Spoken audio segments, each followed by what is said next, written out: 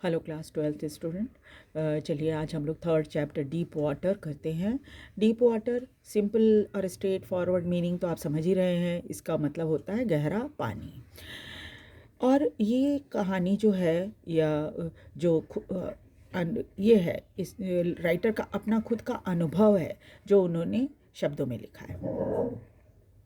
और ये अनुभव उनके पानी के डर का है। पहले कैसे उनको डर हुआ और फिर कैसे उन्होंने उसको ओवरकम किया, कैसे उस पर काबू पाया। इस तरह का डर जो है बहुत बहुत तरह का होता है। एक दो उदाहरण मैं आपको बताती हूँ। जैसे कई बार लोगों को अंधेरे से डर लगता है, कई बार बहुत ऊंचाई से डर लगता है ना, कई बार बहुत गहराई से डर लगता है। तो इस तरह के लिए डर के लिए एक शब्द आता है फोबिया। एग्ज़ाम का आपने सुना होगा, एग्ज़ाम फोबिया होता है लोगों को, है ना, एग्ज़ाम का डर होता है। तो इसी तरह से क्या है, अगर आप में किसी तरह का डर है तो कैसे हम ओवरकम करें इस डर को, उसमें राइटर ने रास्ते बताए हैं। चलिए देखते हैं। इन्होंने तो पानी के डर के बारे में बताया। आप बाकी अगर अलग अलग तरह का फोबिया जो आप जीवन में फेस करते हैं उसको कैसे आप काबू करें, उसका तरीका आप खुद ढूंढिए, है ना, या मदद लीजिए किसी की ढूंढने में। चलिए देखते हैं थोड़ा सा इंट्रोडक्शन राइटर का। William Douglas 1898 to 1880 was born in main, Minnesota. William Douglas का जन्म जो है 1998 में हुआ था। मेन एक जगह है मिनेसोटा में, वहाँ पर अमेरिका में। After graduating with Bachelor of Arts in English and Economics, he spent 2 years teaching high school in Yakima. और उसके बाद जब इन्होंने ग्रेजुएशन हासिल कर ली, इंग्लिश और इकोनॉमिक्स में ग्रेजुएट हो गए, तो इन्होंने 2 साल तक टीचिंग की एक हाई स्कूल में जो कि याकीमा में था। याकीमा एक जगह का नाम है। However, he got tired of this, लेकिन ये बहुत जल्दी थक गए, स्कूल में पढ़ाना बहुत इनको रास नहीं आया। And decided to pursue a legal career. फिर उन्होंने तय किया कि वो कानून से संबंधित करियर अपनाएंगे। He met Franklin D Roosevelt at Yale. और यहाँ इनकी मुलाकात फ्रैंकलिन डी रूजवेल्ट जो कि अमेरिका के राष्ट्रपति भी रह चुके हैं उनसे हुआ, येल में। येल भी एक जगह का नाम है। बिकेम एन एडवाइज़र, और फिर वो उनके एडवाइज़र बन गए फ्रैंकलिन डी रूजवेल्ट के। And a friend to the president, और उसके बाद राष्ट्रपति के दोस्त भी बन गए थे। Douglas was a leading advocate of individual right, और व्यक्तिगत अधिकार के लिए बहुत ही जाने माने वकील बने वो। He retired in 1975 with a term lasting 36 years and remain the longest serving justice in the history of the court. और जब ये रिटायर हुए 1975 में, तो लगभग 36 साल की नौकरी इन्होंने कर ली थी, और सबसे लंबे समय तक जस्टिस रहने का जो रिकॉर्ड है वो इन्हीं के नाम में है। The following excerpt is taken from of man and mountain by William O Douglas. और ये जो स्टोरी आपको पढ़नी है डीप वाटर, ये इनकी एक बुक है जिसका नाम है ऑफ मैन एंड माउंटेन, है ना, उसका एक छोटा सा पार्ट है। It reveals how a young boy, William Douglas, nearly drowned in a swimming pool. इसमें एक जिक्र किया गया है कैसे विलियम डगलस जो थे वो लगभग एक स्विमिंग पूल में डूब ही गए थे। In this essay he talks about his fear of water. इसलिए ये जो एस्से है इसमें ये पानी के डर के बारे में बताते हैं अपना, कि उनको कैसे डर लगता था पानी से। Thereafter how he finally overcome it, और उसके बाद वो बताते हैं कैसे उन्होंने उस पर काबू पाया, डर के ऊपर। Notice how the autobiographical part of the selection is use to support his discussion of fear. और कुछ ऑटोबायोग्राफिकल पार्ट इस कहानी का आपको पढ़ना है कि कैसे, जिसमें उन्होंने ये जिक्र किया है कि कैसे उन्होंने पानी के इस डर पर काबू पाया। इट हैड हैपेंड, तो अब ये स्टोरी शुरू होती है। देखिए, it had happened when I was 10 और 11 years ओल्ड। और बताते हैं कि ये तब हुआ था जब मैं 10 या 11 वर्ष का था। I had decided to learn to swim. इन्होंने तय किया था कि ये स्विमिंग सीखेंगे। There was a pool at the YMCA in Yakima. Yakima में एक YMCA पूल था। YMCA है, क्लब की तरह होता है, और वहाँ पर एक स्विमिंग पूल था। That offered exactly the opportunity, और इनको लगा कि यहाँ पर बहुत अच्छा मौका है मुझे स्विमिंग सीखने का। The Yakima river was treacherous. Yakima नदी जिसके बगल में ये शहर बसा हुआ है, याकीमा शहर, ये बहुत ही खतरनाक नदी है। Mother continually warn against it, और माँ इनको हमेशा ही चेतावनी देती रहती थी। And kept fresh in my mind the details of each drowning in the river, और माँ के बताए हुए बहुत सारी कहानियों में जिसमें वो ये बताती थी कैसे लोग याकीमा रिवर में स्विमिंग वगैरह के लिए जाते हैं और डूब गए। तो सब कहानियाँ इनके दिमाग में बिल्कुल फ्रेश थी। But the YMCA pool was safe, लेकिन ये तो क्लब का पूल था, तो स्वाभाविक है कि वहाँ पर ज़्यादा खतरा नहीं था, सेफ था ये। It was only 2 or 3 feet deep at the shallow and, while it was 9 feet deep at the other, and the drop was gradual. और क्या था कि आपने अगर किसी स्विमिंग पूल में गए हैं, ख़ास तौर पे ऐसा स्विमिंग पूल जिसमें बच्चों को तैरना सिखाया जाता है, तो आप देखिएगा कि वो ढलान की तरह होता है।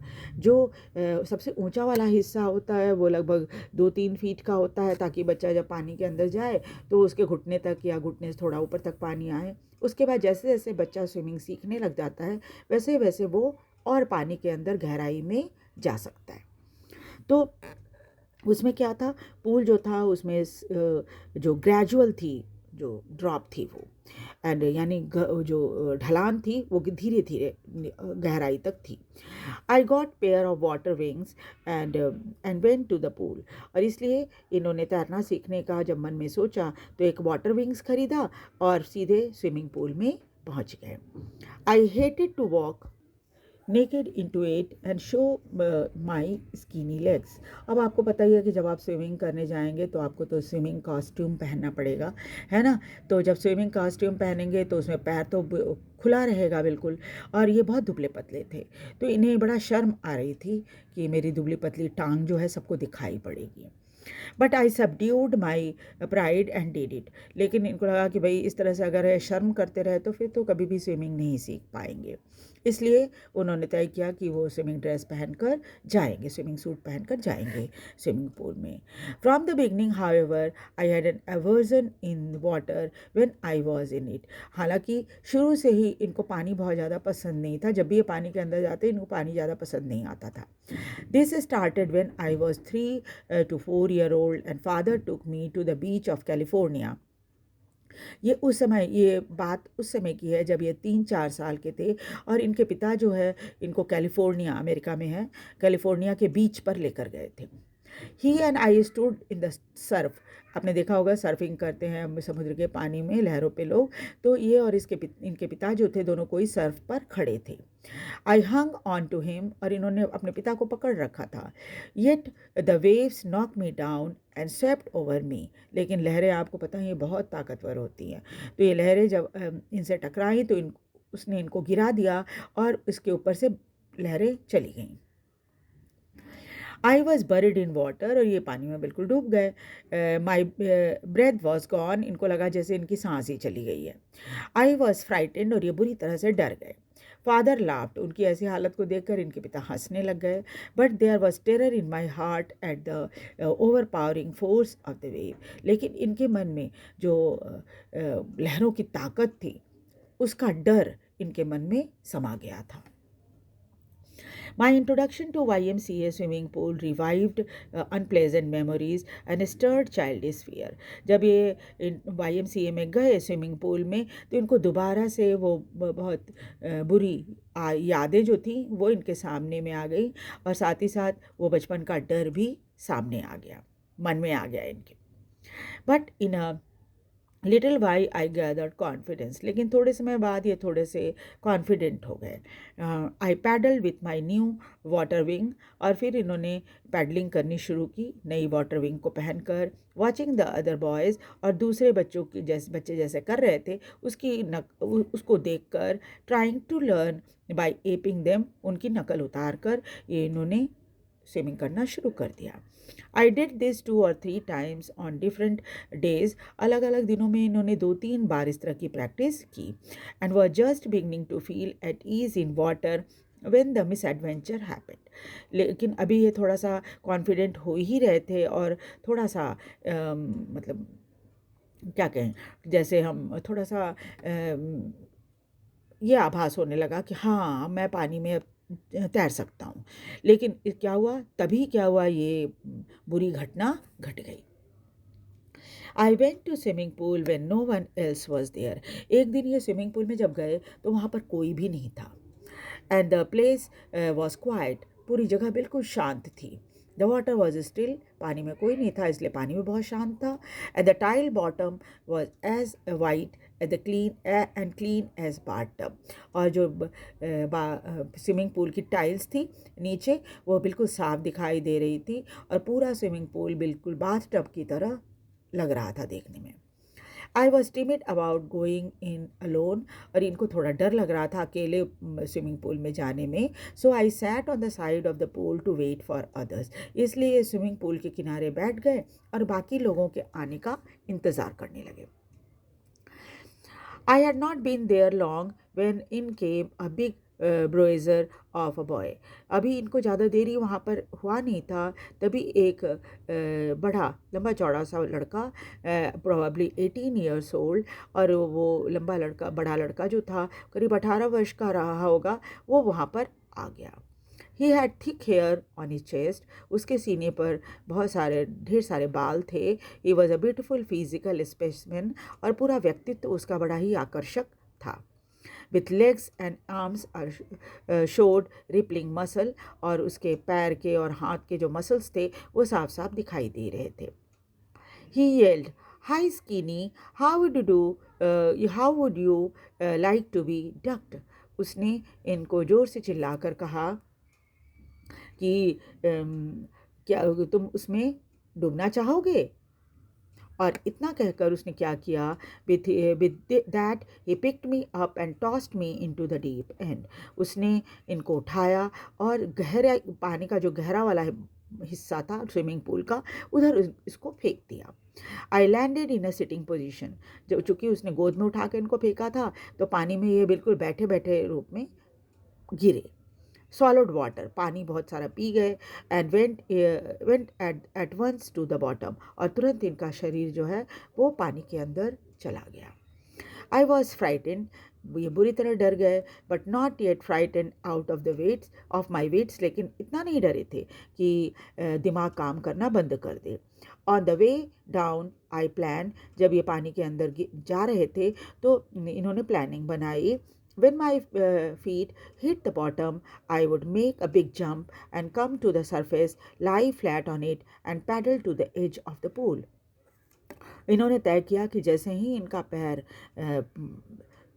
स्विमिंग पूल के तले से टकराएगा, ये ज़ोर से पैर से उसको मारेंगे।